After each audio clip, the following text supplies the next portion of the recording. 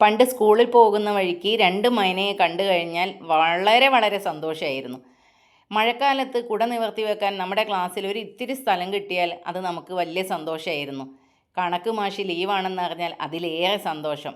എന്തിനേറെ, ക്ലാസ് പരീക്ഷ ഇന്ന് നടത്താതിരിക്കാൻ വേണ്ടി ദൈവത്തിന് 50 പൈസയും 1 രൂപയും കൊട്ടേഷൻ കൊടുത്തു പോകുന്ന നമുക്ക് പരീക്ഷ നാളത്തേക്ക് മാറ്റി വെച്ചു എന്ന് പറയുമ്പോൾ പറഞ്ഞറിയിക്കാൻ പറ്റാത്ത അത്രയും സന്തോഷം. എന്തിനേറെ, സ്കൂളിലെ പ്യൂൺ ഉമ്മർക്കയോട് ഇൻ്റർവെല്ലിന് ബെല്ലൊന്ന് ഞാൻ അടിച്ചോട്ടെ എന്ന് പറഞ്ഞാൽ ആ ഉമ്മർക്ക് അതിന് അനുവാദം തരുന്ന സമയത്ത് എന്തോ രാജ്യം കെട്ടിപ്പിടിച്ച ചക്രവർത്തിയുടെ സന്തോഷമാണല്ലേ നമുക്ക്.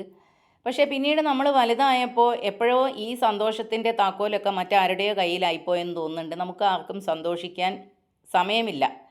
എല്ലാവരും എന്തോ ഒന്നിനു വേണ്ടിയുള്ള ഒരു ഓട്ടപ്പാച്ചിലാണ്. എന്നാലോ ആർക്കും ഒരു സമാധാനവും ഇല്ല, സന്തോഷവും ഇല്ല.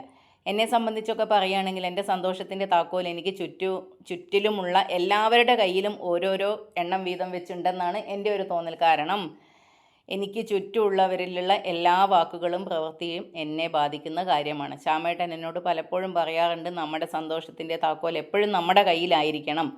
അത് മറ്റുള്ളവരുടെ കയ്യിലാകുന്ന സമയത്ത് അവർ പറയുന്നതിനനുസരിച്ച് കരയാനും ചിരിക്കാനും മാത്രമേ നമുക്ക് സമയം ഉണ്ടാവുള്ളൂ. നമുക്ക് സ്വന്തമായി എന്ത് സന്തോഷം വന്നു കഴിഞ്ഞാലും അവരെയും കൂടെ ബാധിക്കുമല്ലോ എന്ന് കരുതി നമ്മൾ സന്തോഷിക്കുകയില്ല, നമ്മൾ വെറുതെ സങ്കടപ്പെട്ടുകൊണ്ടിരിക്കും. അപ്പോൾ എല്ലാവർക്കും ഒരു നല്ല ദിനം ആശംസിച്ചുകൊണ്ട് ഓക്കെ, ബായ്.